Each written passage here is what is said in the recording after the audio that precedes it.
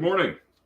Apologize, we had a few connection issues here getting started this morning. So Lance Tarchioni, live from our Roanoke focus site, joined this morning by Rachel Willis. I'll let Rachel introduce herself in a moment, but thanks for joining. And as always, if you have a question, please chat it in. We are producerless here this morning, so Rachel and I are going to try to man this ourselves. And so we will do our best to watch the chat. A little bit hard for us to watch the chat while we're talking, but we'll do our best to catch your questions. We are here at our Roanoke focus site, and if you're looking for something to do this morning, we're both here because there's an open house here this morning.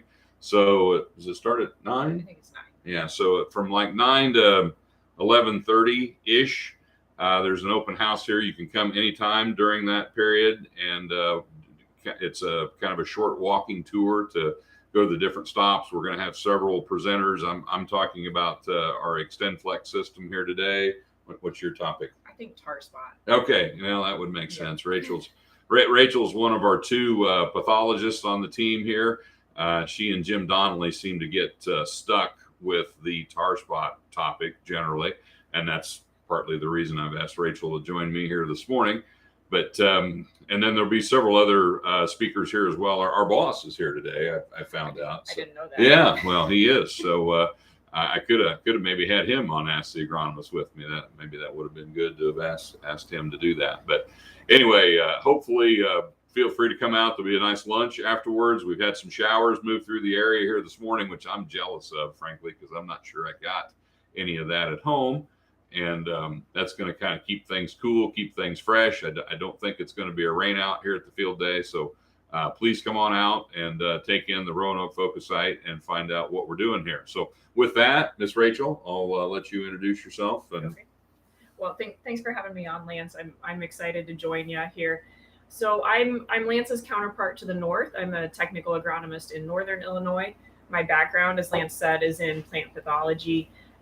Previous to being a technical agronomist, I was a technology development rep. So I did a lot of large strip trial research, small plot research in central Illinois, actually overlapping with Lance's territory there. Yeah, and Rachel's a Kansas native, which is a connection that we kind of, in a certain way, share. My mom's actually from Kansas. I don't know if I ever told you that or not. My mom's from southwestern Kansas. And my middle daughter is currently a junior at K-State, which is Rachel's alma mater. So any K-State people out there, Rachel loves to talk K-State with folks. So anyway, with that, I wanted to touch on kind of crop progress.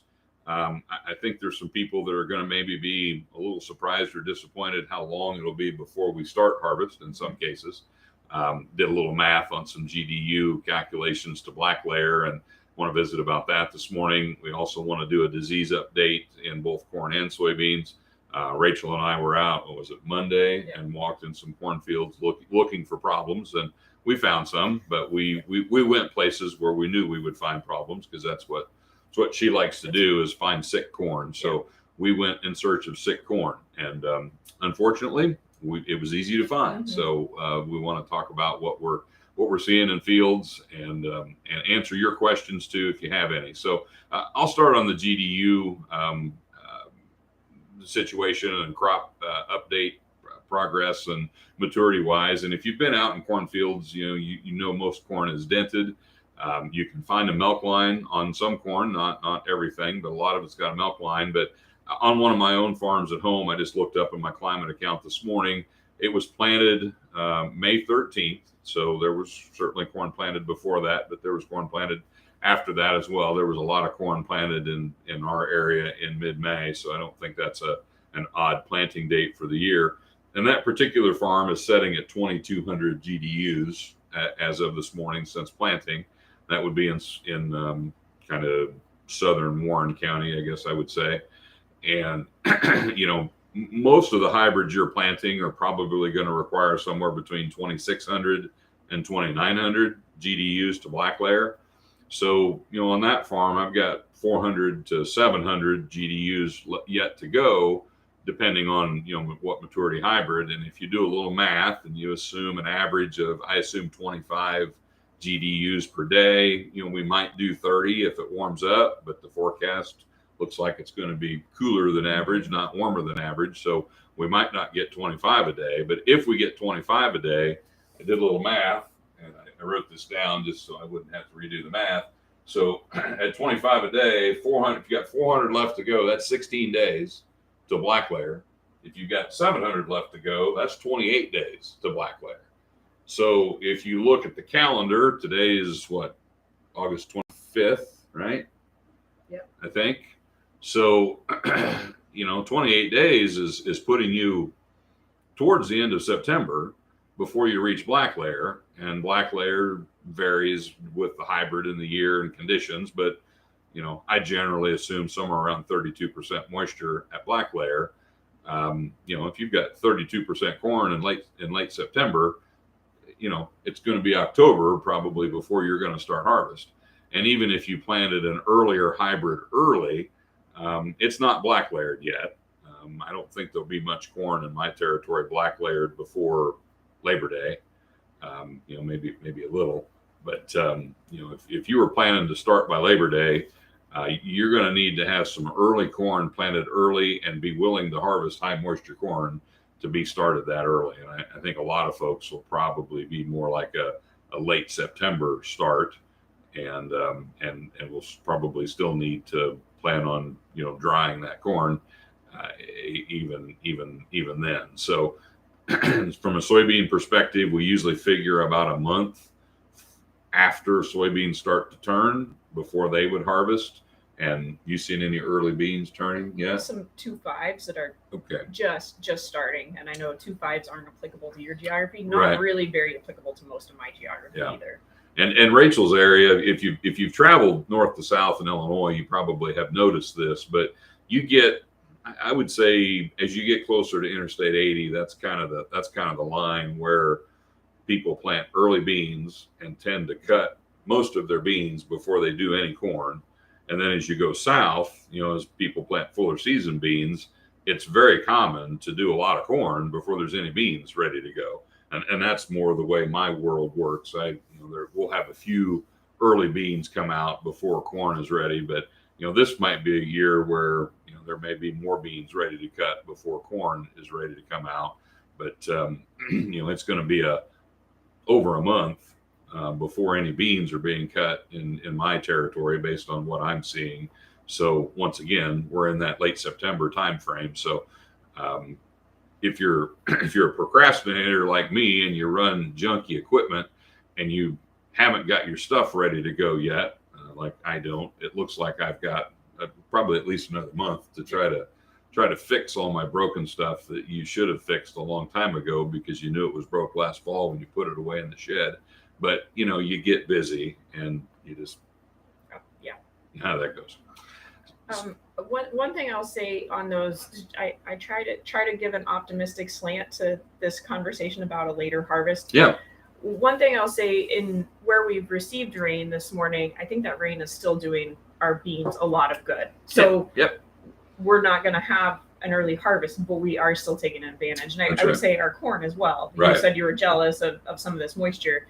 Where we're getting the moisture, I think that's still a really good thing for us. Absolutely. I mean, up until beans start to turn and up until corn reaches black layer, having good soil moisture is benefiting yield, and these cool temperatures are benefiting yield as well. So, a cool, wet, slow grain fill is really good for yield. So that's absolutely the positive side of it. And, even though we're going to talk about the diseases that we are finding in corn, and if you look for problems, you can find them. By and large, the crop is really healthy, and it looks like stock quality, knock on wood, will be a lot better than it was last year, I hope. And if you do have to allow for some field drying, maybe we won't have to be in such a panic trying to get stuff out before it falls down as we were last year. And last year the crop matured unfortunately early because so many acres of corn died. And this time last year it was super hot.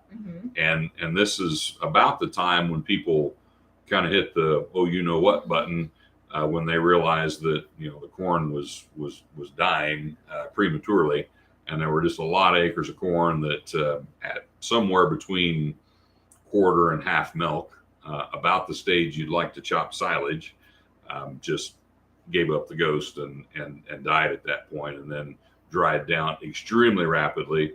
Kind of disproved the theory that if corn dies, it won't dry. It absolutely will dry when it dies. Now, if it gets killed by if it's late planted corn that gets killed by a freeze in late October, that doesn't dry particularly well. But if your crop dies in August when it's 95 degrees, it dries really fast. So we had a lot of ridiculously dry corn. I was harvesting 14% corn at home in September last year, which is never a good thing. So I'll let Rachel kind of talk about some of the disease issues that we found when we went looking for them. So if you're starting to see fields and I would look at your earliest planted corn, I would look at your corn on corn, I would look at your corn that's been under stress. If you've been in a dry area, things aren't quite as healthy as if you've had more moisture. But when you find a field that looks a little unhealthy, I'll let Rachel explain what you might find. Okay. Yeah. Thanks, Lance. So when we were out walking, a few things that we saw. The first thing that I noticed that my eye is always drawn to is that dead husk. Mm-hmm. So we saw some brown husks with some dead ear leaves. So we saw some scattered diplodia. I wouldn't say that we saw a tremendous amount of diplodia. I've gotten reports. And we were pretty close to the edge of the field too, yes, where diplodia is always worse anyway. Yeah. And the next couple of days I walked further into some fields, just kind of doing some scouting, and I didn't really see that much. So I think that what we saw was a lot of that what you always see on the edge of there. But that is something to keep in mind. Clearly we had some conditions that were good for diplodia, so keep that in mind. Not a crazy amount of diplodia. I've seen a little bit of like trichoderma out there for ear mold. So again, there's just a few that ear would molds. be the green one, or one of the green ones. Yeah, and it's one where you husk it back, and on the inside of that husk, it's still green all over, and sometimes you see it starting to turn green on the outside later on in the season. Often sprouts as well too, doesn't it? Yeah. So I've seen a little bit of that. Honestly, that's not my biggest concern there. There are a few ear molds out there. I think what you and I saw the most of was that top dieback. So we started to see some anthracnose top dieback, and anthracnose, it can be a completely green stalk, and then at the very top you start to see the top starting to die, and it kind of becomes brown, or it can be just kind of that, what I call like kind of a ghosted pale green color there, and that's an indication that you probably have some anthracnose stalk rot going on. And we were starting to see some of the, on the outside of the stalk, low on the plant, some of the, it's not really black and shiny yet like it's going to be, but you can tell there's some discoloration there, and you can tell where the black shiny anthracnose look is going to be as it progresses in the plant. Yeah. A lot of those stalks that we saw, I kind of pushed on them a little bit and I kicked them, and they didn't really, you kick a crown and it kind of explodes when later on in the season. I didn't really find that yet, but if you split those or you go and pinch them, they're really starting to hollow out. Yeah. It was fairly scattered. I don't know, what would you say? Less than 5%? Yeah, I would. 2% maybe? Yeah, I don't know. I would say somewhere in the 5% range. Yeah. Maybe. So, depending on the field, but I think like what you said, it depends on which field you look at. And where in the field too. So one of the fields we went to, I had driven by it on my way to meet Rachel Monday morning, and I thought, boy, that's a field that we need to go look at. Well, then we went and looked at it. We went into the opposite side of it than what I had seen. And, she thought I was wasting her time because we walk into a field of green corn. Yeah. And, got soaked walking through foxtail. So there was a bit of a weed issue, but the plant health was really great where we were. So I thought, well, let's go around to the other side of the field. So we got over to the other side of the field, and she saw why we were there. Yeah. And so, soil type differences, this particular field was some of the earliest corn planted. we saw this trend last year very strongly, that the earliest corn planted tended to have more anthracnose, more fusarium, more crown rot, more of a lot of those pathogens that can all lead to premature death. They kill the plant a little differently, but the end result is kind of the same. The plant dies before it should, and none of the dead plants that we were looking at in this field were anywhere near black layer yet. So they're going to have a shallower, lighter kernel, and that's really where you're losing yield from those plants, is from that premature death. And then there's also, if that plant has been sick and stressed, it's not like it was perfectly fine and then died. It probably wasn't feeling great before it died either. Right. And so you'll often find a smaller ear, more tip back on those ears. Maybe you'll see some zippering on that ear. We also saw a trend, and this I think just relates to stress. The dead plants tended to be smaller, runtier plants that were, maybe being outcompeted by a neighboring plant. They've probably been under more stress just because of that competition.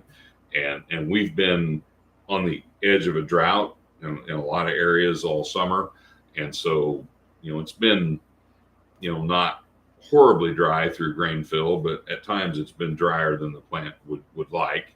And so those stress areas and the plants that are under more stress and all of these pathogens love to take advantage of a plant under stress. And if you don't have that stress, then the pathogen's not going to do as much damage. Yeah. And I think that, last year we saw a lot of crown rot. We saw a lot of anthracnose. We saw several different issues, like you said.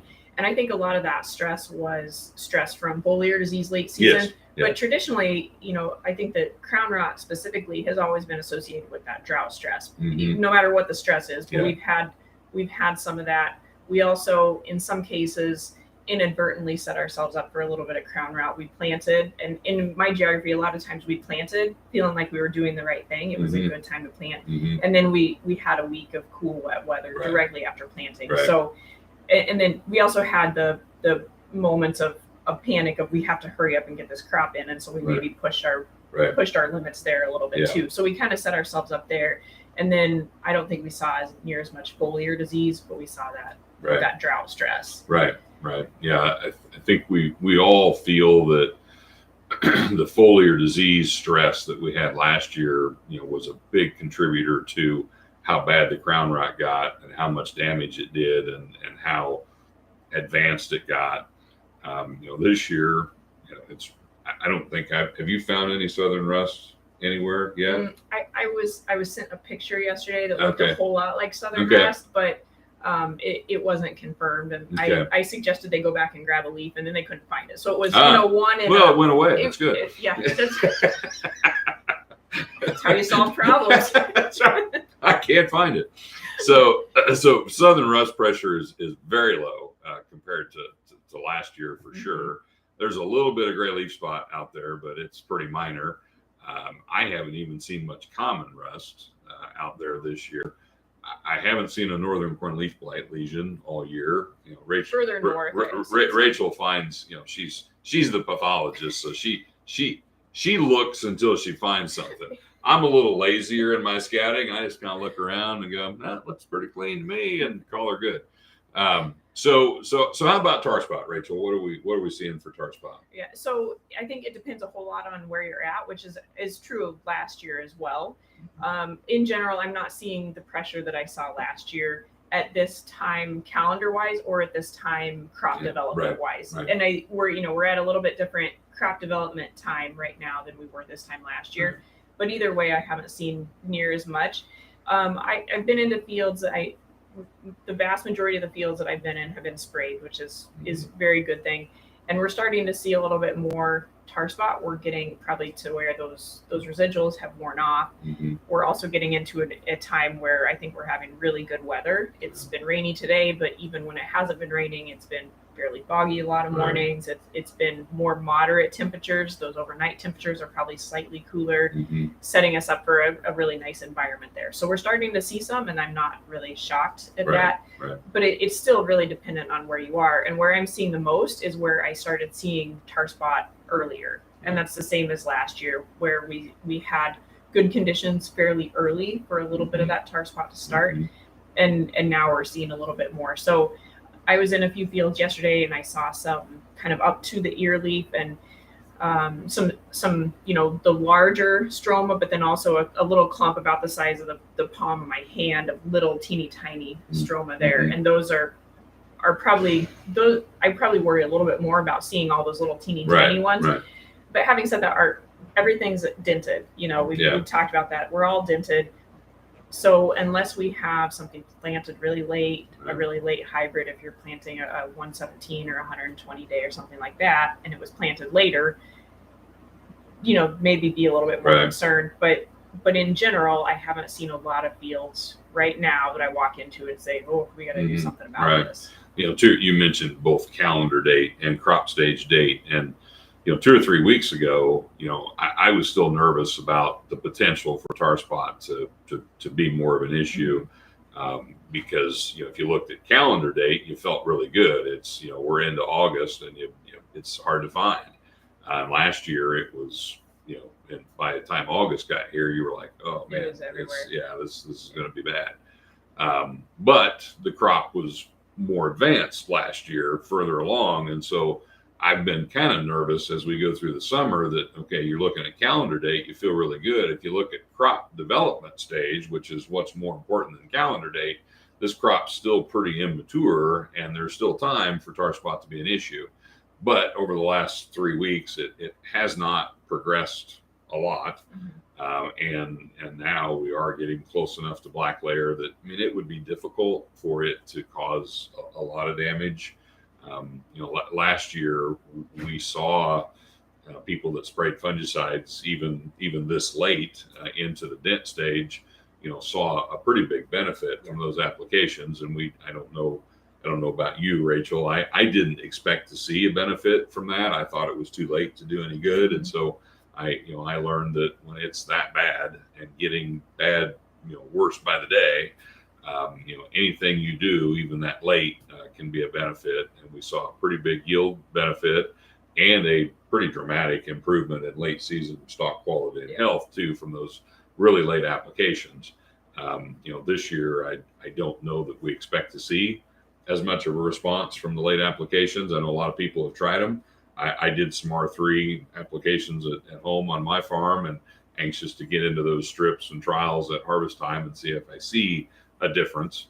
But I was discussing with a group of dealers yesterday. It's a little ironic that we were loaded for bear against tar spot this year and had all these plans to do all these trials, and we were going to learn about these sequential applications and high rates and multiple applications and picking the right product and everything that we thought we learned last year that we really needed to do right. And then we end up with a low disease pressure year, which is the way research typically works. So if you want to prevent something from happening on your farm, set up a trial and go to a bunch of extra work and it won't show up. So I don't know what your thoughts are on the response we'll see from fungicides this year, and we'll know in a few weeks when the combines roll. But I guess what would your coaching be if you did something really aggressive this year to protect yourself that ends up maybe not being a positive return on investment? What do you do next year? So I think that we can learn whether or not it pays. We can learn that and then think about, last year I started seeing tar spot in the end of June, several leaves still wrapped around the tassel in my geography.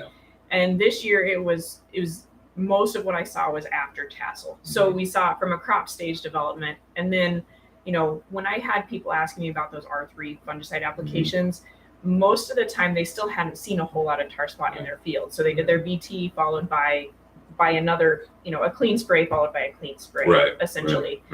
Where we saw significant yield benefits last year, even at that R5 stage, that was plants that were in the process of losing leaves because they had so much pressure.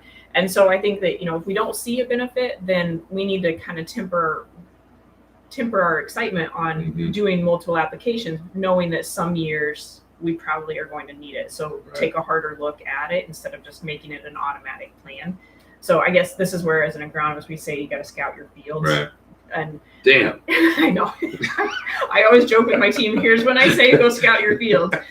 But, I think that that's important. I mean, if we look at those where we did a clean spray followed by a clean spray and we still had a really nice yield advantage, that's going to tell us something also. So life gets pretty easy at that point. You just do it. Exactly. There's clearly we were losing more than we gave it credit for. That's what it would tell me, is that it was more detrimental under really low levels of pressure than we thought it would be. Yeah. And we do still have the ability to get what I would call more of a plant health response, which isn't necessarily related directly to disease control, the stress relieving properties of the strobilurin and fungicides. That's been well discussed, and a lot of people have talked about that. And so you do still have we've seen other years where you see a response to fungicide in the absence of disease.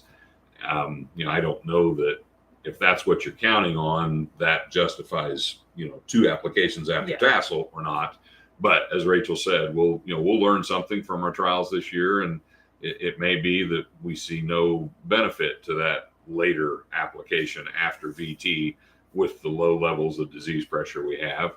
Or if we do, that'll be interesting as well, because there's so little disease out there, you probably wouldn't anticipate that much of a response. So if we get one, we need to try to figure out where's that coming from. Yeah. I think one other thing that I would say when you're out there, especially if you did one field with that second application, another field right next to it without, or if you split, did a half a field with and without on that second application. The other thing that I think is really important is to evaluate the standability there, and don't discount that value of the standability. Last year, my geography, your geography, I know we both struggled with standability a lot, and we don't want to see that again. And I don't think that we're set up for that problem right now. But in a year where we just talked about is going to be October when we harvest, that standability becomes really valuable. And so you also have to look at, maybe it didn't pay off in those bushels, but if you were able to harvest it faster and easier, that's also really valuable. So that's another thing to consider. Yeah, when I was, I remember how bad it was last fall, but when I was looking at the volunteer corn in my soybean fields, that was a pretty good reminder of how bad it was last fall, and also a sobering reminder that I didn't do as good a job getting it all out of the field as I thought I did. So that standability at harvest and harvestability is, sometimes there's as much value in that as there is in the yield increase that we're trying to get from a fungicide. So I want to look here. Merle's asked us a question. Do you feel that what is being reported from Pro Farmer? Oh, now Merle, that's not nice. You're going to ask me to comment on Pro Farmer. Is accurate representation of potential yield. So here's my issue with any crop tour that is done. It's only representative of the fields that they're in, and it's only representative of the part of the field that they went in, and there's a tremendous amount of variability in any year within a field and between fields. And the people on those tours, they're just going blindly and randomly in the fields, which is what you should do. You shouldn't just seek out the good ones or seek out the bad ones. So I think all the crop tours are interesting and fun and certainly stimulate conversation and make markets bounce around and get people excited. The track record of some of their ability to predict what the actual crop ends up being is not great. So I think it's interesting to look at, but I don't put a tremendous amount of faith in anybody's yield projection just because it's only relative to the fields that they were in, and I'm not sure anybody gets in. I don't know how many fields you'd have to be in across the Corn Belt to actually assess the yield of the Corn Belt, but it would be a lot. And you'd have to zigzag around and you can't just take a straight line path across the Corn Belt and assess the yield. I know even in my territory, you move 5 miles north or south, you change your rainfall about 3 or 4 inches in certain places, and an extra inch of rain at the right time in July can make a 50 bushel yield difference. So I haven't been following the reports that closely, and I don't particularly think I'm going to modify my marketing plans based on what this crop tour or that crop tour says. But there is a tremendous amount of variability. One of the reports I saw coming out of the tour was, one person had said that the irrigated corn in Nebraska looked really good and the dryland corn was struggling. Well, that's a good conclusion. That's shocking, that corn with no rain and no irrigation in Nebraska would not be particularly exciting. So a lot of times things get reported out of that to me aren't news, because that's what you should expect. But yet when it gets reported, it gets treated like it's wow. So anyway, I've probably already irritated enough people talking about the crop tour. But thanks for the question. Merle is a avid watcher of Ask the Agronomist, and always asks good questions. Good. And we appreciate our live chat participants. So yeah. How about I know you're a corn girl, mm-hmm. and at times I make you talk about soybeans. That's the rotational crop to corn. It controls your rootworm. That's there you go. Yeah. I So Rachel has found something good about soybeans. They prevent rootworm from destroying your corn. Yeah. So we're seeing some diseases in soybeans as well. So I am at least gonna let you talk about some fungi. The aspect of soybeans you like, and that's things that kill soybeans. So we've seen some a little bit of white mold in places. We've certainly seen some sudden death in places. Mm-hmm. I was in probably the worst field of brown stem rot personally I've ever seen last week, which kind of shocked me. I wasn't expecting that. I assumed it was probably SDS until I got there and started splitting stems. And I don't know if this happens to you, but I get pictures on almost a daily basis of the classic green veins, yellow between the veins. Maybe you're even going to show this picture that I'm talking about. So what happens to Rachel and I, some crop scout that's out there doing what Rachel says, scout your fields, sends us a picture like the one she's going to pull up on her iPad and show you here.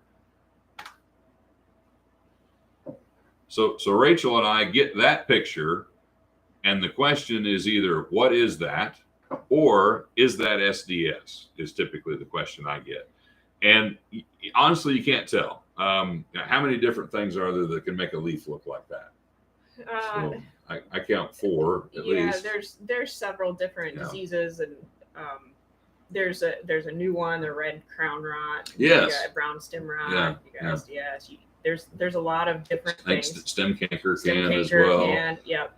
There's even a quirky thing with fungicide products can occasionally make a leaf look a little bit like that. So you really can't tell looking at the leaf. You have to look at the stem more than the leaf. So Rachel's got a very nice. That's like a textbook BSR. Yeah. So that's from last year, I should say. I haven't found. I could take you to that. Yeah. Yeah, it's in Schuyler County. Okay.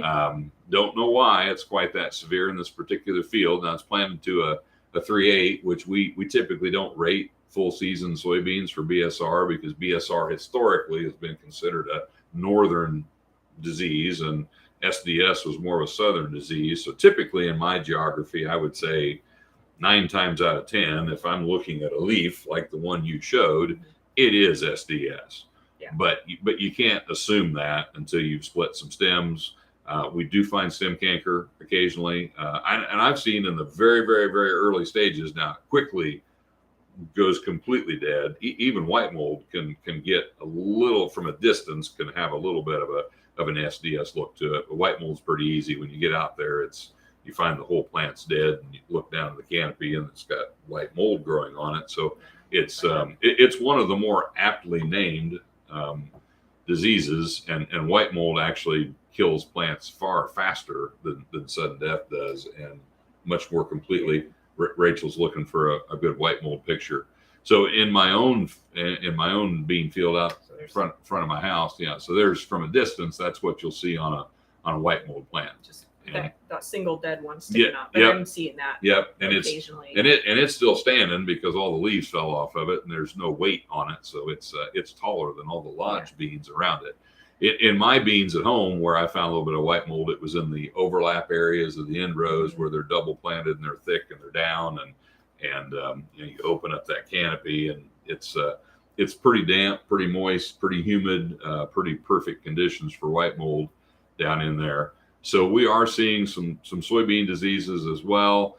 And my main concern for the soybean crop has been the dry late July and August more than diseases. But if you're in areas where we've had ample moisture, there is enough sudden death to be a little concerning.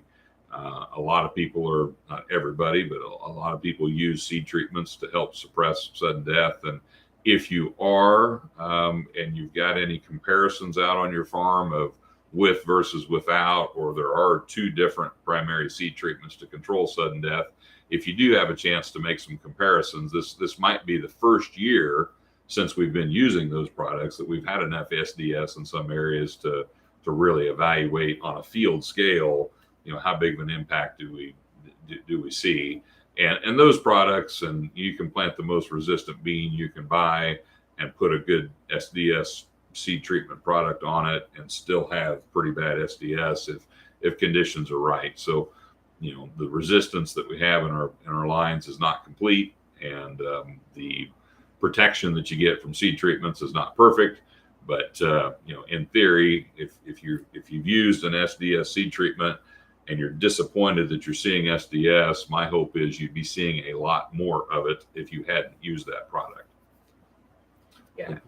Well, while you comment, I'm going to lean in here and read this next question. So what I was going to say is, I think that it's important to remember that the things that set us up for really high yields can also sometimes set us up for SDS. And we don't want to necessarily go away from all of those things we're doing to lead to high yields. Yeah. So we planted our beans in some cases what felt like a little bit later than we would have liked, but we planted as soon as we could, right? And in that case, a lot of times, just like our corn, we planted and it turned cold and wet after we planted, and that probably set us up for a little bit more infection. That SDS infection takes place early in right there after planting. And the other thing is we've started to get a little bit of rainfall in August, and we need that rainfall in August for really good beans. Right. And that's part of the reason why we're seeing this. So it's good to remember that the things that we're doing for high yields can contribute to SDS. And that's why it's important, like you said, look at genetic resistance. If you have a field that has really tremendous pressure, go back in a couple of years with something that has very good resistance, and then use those seed treatments. Right. They don't make it bulletproof, but they do reduce that severity for us. I was with a producer looking at and it was perfect environment for SDS. Early April planted beans, good, productive, dark, high fertility soil. One of the frustrating things about SDS is it's going to be in your best fields. It likes high yield environments.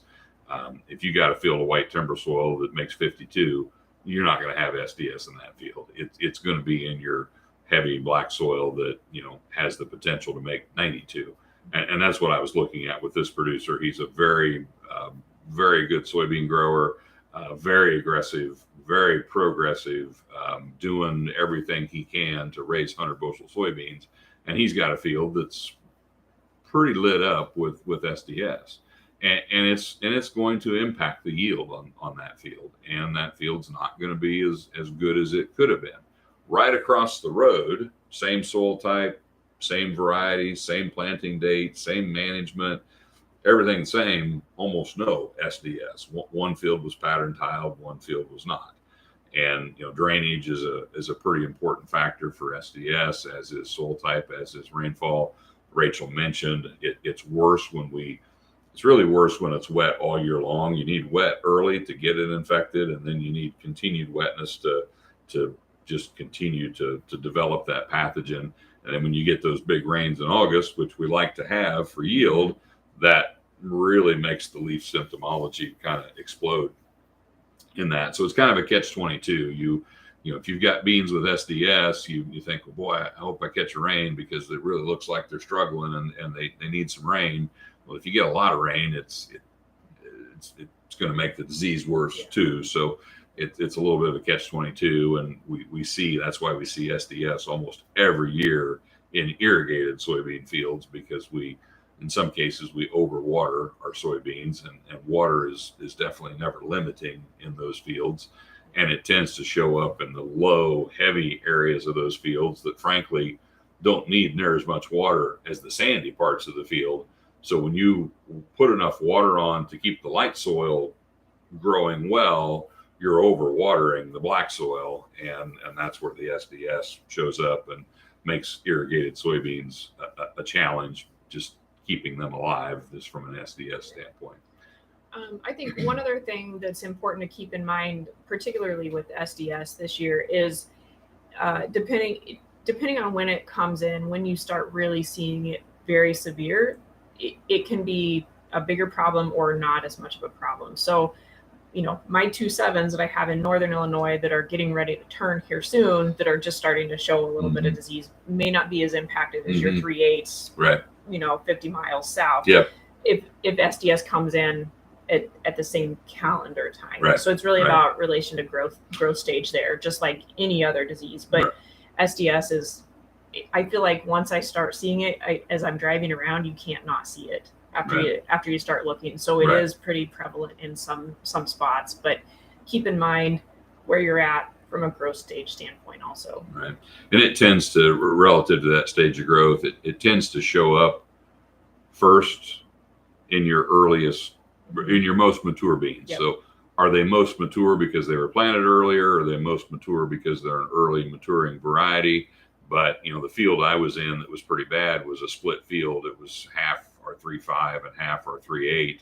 The 3.5 was showing more symptomology than the 3.8, even though we rate the 3.5 slightly better than the 3.8. But the 3.8 wouldn't have been as mature either. And if you fast forward 2 weeks on the 3.8, it might look like the 3.5 did at the same stage of development. Yeah. So you'll tend to see it in your, it tends to be worse in your early planted beans. It's going to show up first in your early maturing beans. It may not do as much damage in the beans it shows up in first. It depends on, how mature were the beans when it showed up, rather than what was the calendar date when it showed up. So a lot of our diseases are that way. It's the calendar date's somewhat irrelevant. It depends on, how mature was the plant. So we had a couple questions come in. So I'm going to take that last one first. So at a field day of an unnamed competitive company, this gentleman was told that, tar spot alone is typically not a huge problem unless there are other diseases present, like crown rot, like we had in 21. So I would agree with that a little. And I'll let Rachel comment on her perspective from Northern Illinois. Jim Donnelly and Rachel have both taught me that tar spot by itself, without any help, can kill corn. So I would say be careful with that attitude that tar spot alone is not a big deal. On the flip side, I would certainly agree that the fields that lost 100 bushel of yield last year you can't put all that on tar spot. The trifecta of tar spot, crown rot, and southern rust is really damn bad. And that is far worse than tar spot alone. But Northern Illinois' experience has shown that without help from other diseases, tar spot can still be really bad.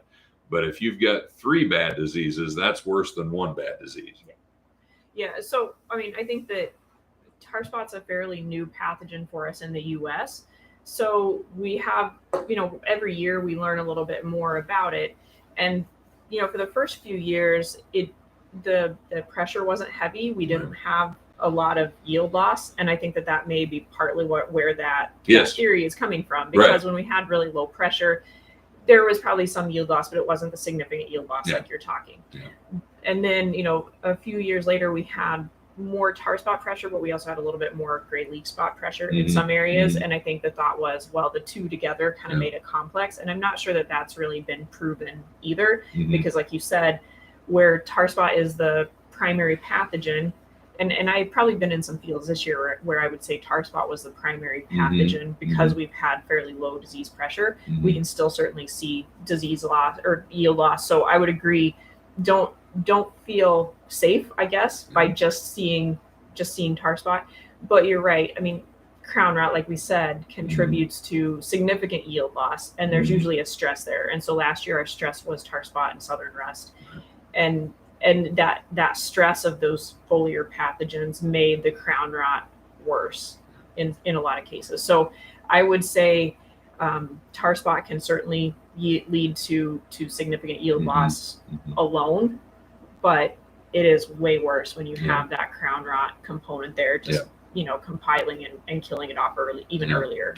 And another thing that sometimes when I explain to growers that it wasn't just tar spot that killed your corn last year, we end up having a conversation about, well, what do I do to prevent crown rot?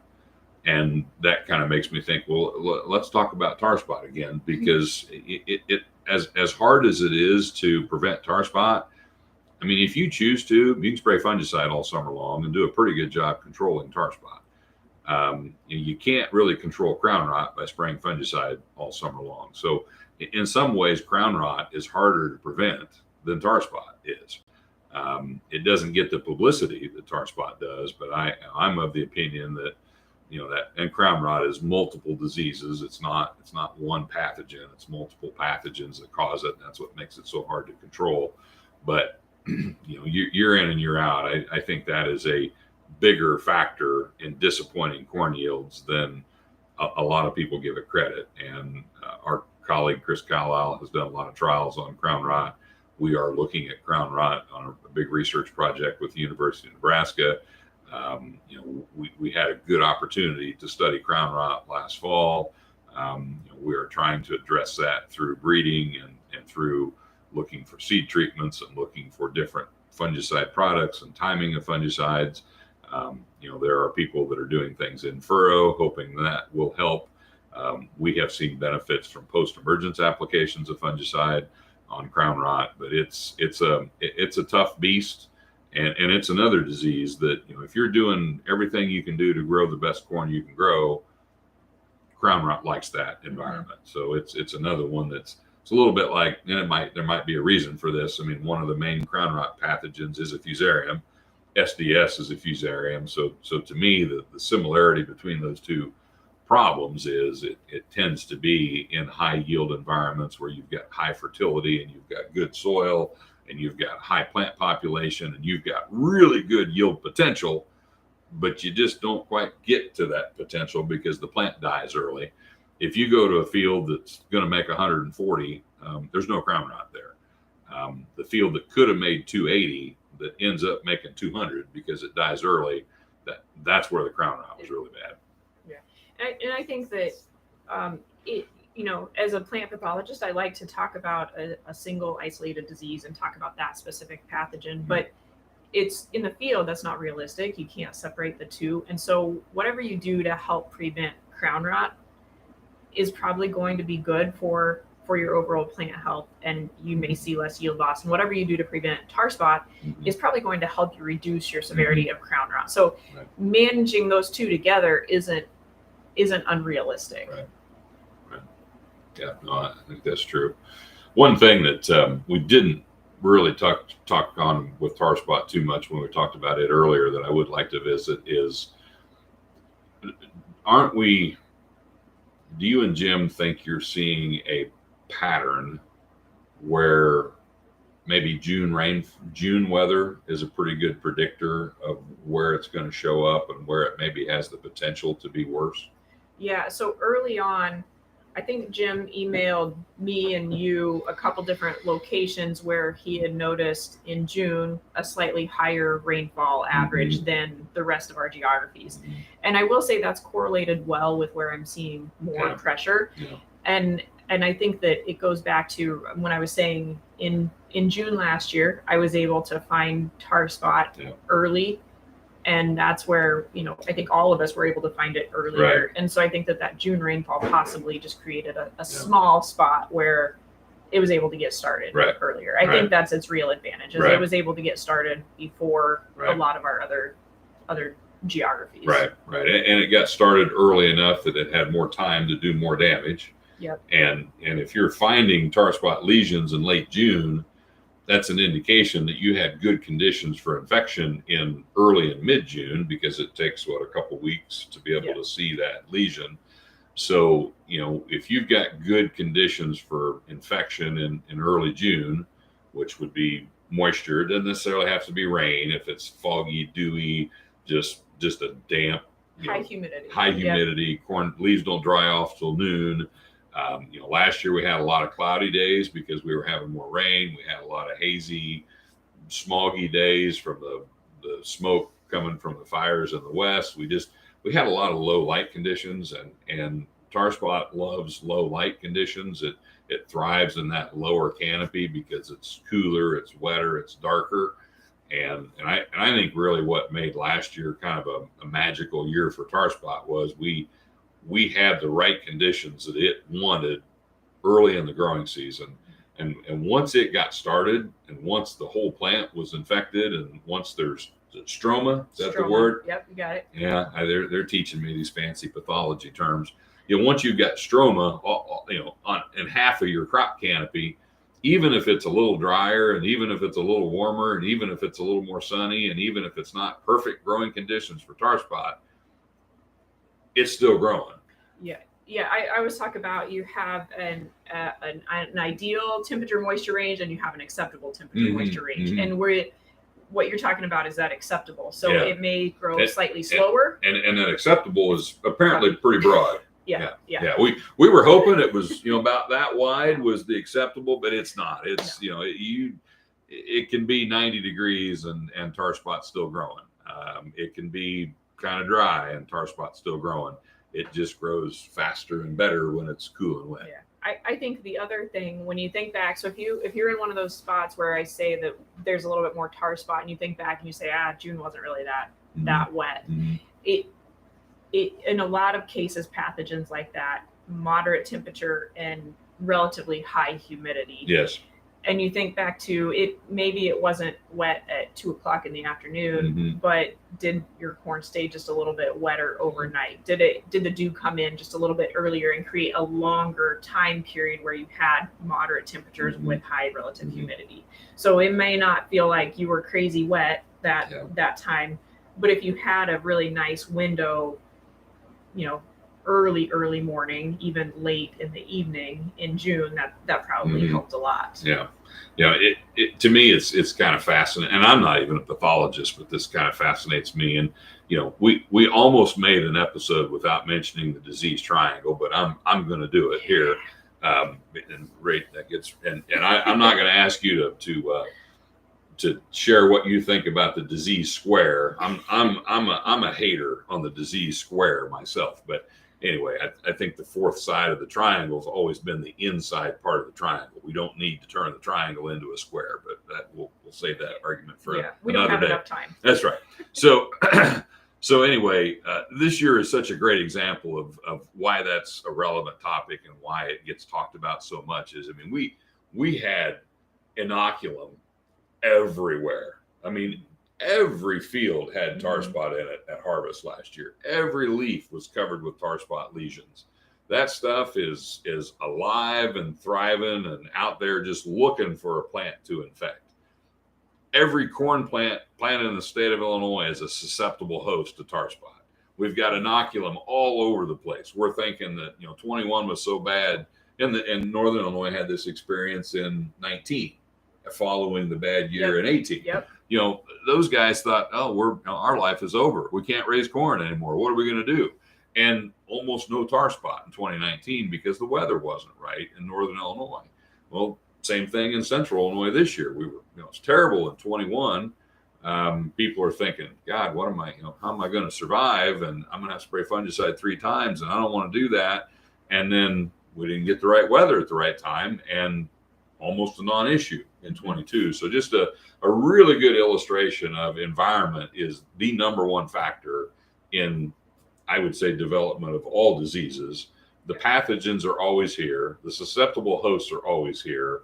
It's just a matter of did we have the right kind of bad luck and get the perfect weather conditions that pathogen was looking for to take advantage of. Yeah. No, I appreciate you bringing up the disease triangle. I think that it's a requirement with a plant pathologist, right? Well, I've had enough training from plant pathologists. I can't help but talk about it myself, even though I'm not a pathologist.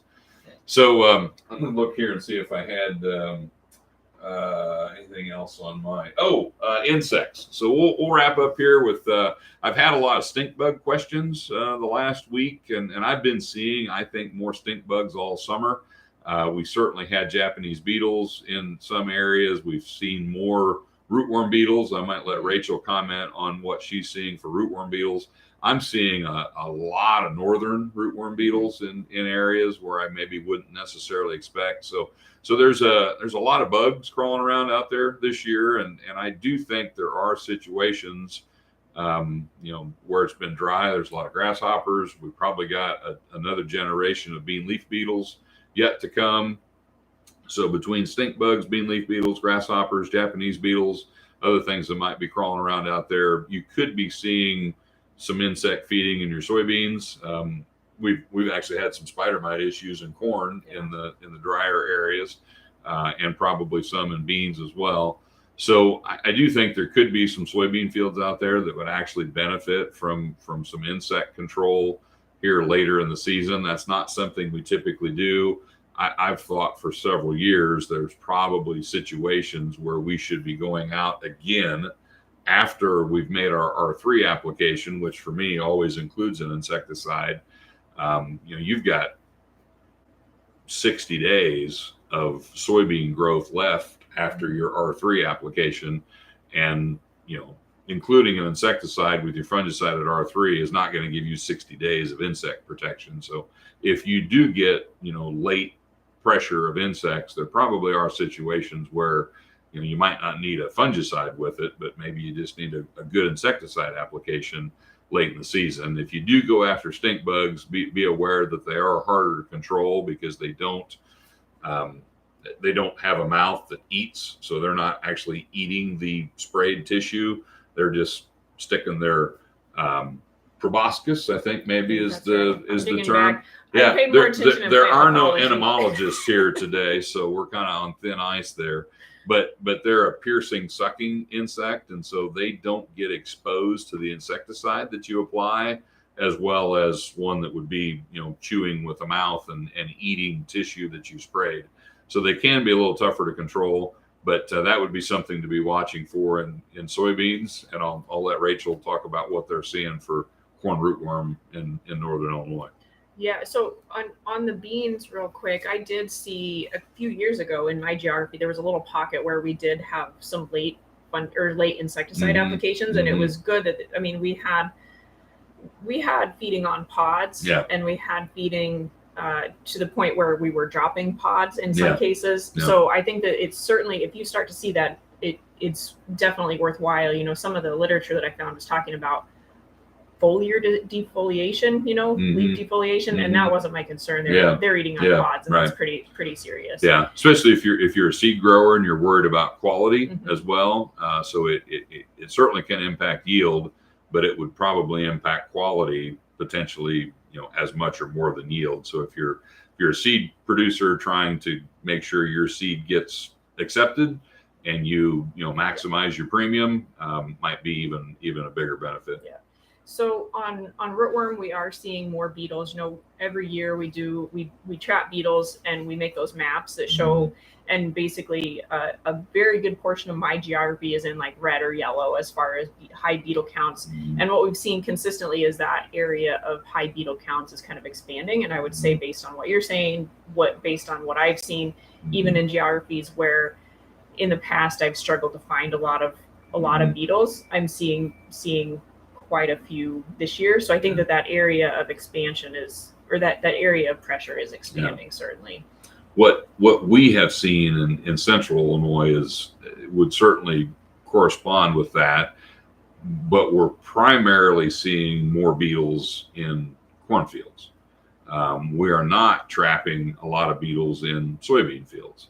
So from a first year variant Western corn rootworm standpoint, it doesn't really feel like we're in a situation where we need to switch back to rootworm protection on rotated acres, but we are certainly seeing an elevation in the overall beetle count. We are seeing some super high populations of northern corn rootworm beetles. That doesn't scare me quite as much as a Western, because the northerns have really never been known to lay eggs in soybean fields. Now, that doesn't mean that they can't. And if you've got a heavy population of any species of rootworm beetles in your soybean fields, that would make me nervous. And if you're nervous, you might want to be on the safe side. But it's really Westerns that we worry about laying eggs in soybean fields more than northerns. And if these high populations of beetles you're seeing are in your cornfields, unless you're doing corn on corn in that field, I don't really care, because they're going to starve to death in next year's soybean crop. But if you are doing corn on corn, we certainly recommend SmartStax Pro on those acres, and especially if you've been doing long-term continuous corn and you think you might have heavy pressure. And we are seeing, I would agree with Rachel, the same kind of trend in central Illinois. It's just we've got further to go in that increase to create a problem. Northern Illinois is already enjoying the problem, and so I think we're kind of seeing a similar trend. It's just a little more serious problem for Rachel's area than it is for mine. Yeah, I think if you look at the top of my geography to the bottom of your geography, there's a pretty stark difference there in pressure, but there's also a difference in the amount of rotation as well. So you guys have that rotation benefit for sure. Yeah, it's, even if you've got first year variant rootworm, there is a huge benefit to rotation. And Jim Donnelly has been fighting this battle for years in Northern Illinois. I kind of think Rachel is a soybean hater. Compared to some Northern Illinois corn growers, she ain't much of a hater, but there's some people up there that soybeans is a dirty word. And if you've been raising corn continuously for 20, 30 years, and you've been using BT to control your corn rootworm for the last 20 years, there's some situations up there that are just really, really, really challenging. And 1 year of soybeans would pretty well fix that. So if you're beating your head against the wall on rootworm, and you're using traits and using insecticide on top of trait, and you're still seeing more rootworm damage than you would like, please consider planting something called a soybean, and that will help that situation dramatically. Yeah. Okay. Well, we're coming up on time here, so I think we'll go ahead and wrap things up. So just as a reminder, if you're in the Roanoke area, come on out. Rachel and I and some other smart people, I'm not putting myself in that category, we'll be here to talk to you, and hopefully we'll have a great turnout here at the open house at Roanoke, and we're going to showcase the work that we've got here. So you'll see short corn, you would see some future rootworm traits, you'll see lots of technology demonstrations, and they've got a really nice setup here. So if you're available, I would encourage you to come on out. Rachel, thank you for improving the quality of the broadcast this morning. I get feedback that my episodes with a guest are the most popular. Oh, interesting. So that hurts my pride a little bit. I think people want to see somebody other than me. So we're going to continue to try to feature guests when we can, when it makes sense. And I sure appreciate your help here this morning, and appreciate all your questions as always.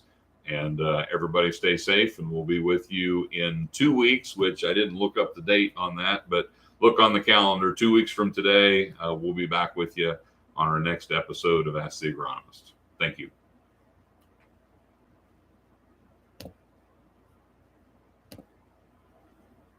All right.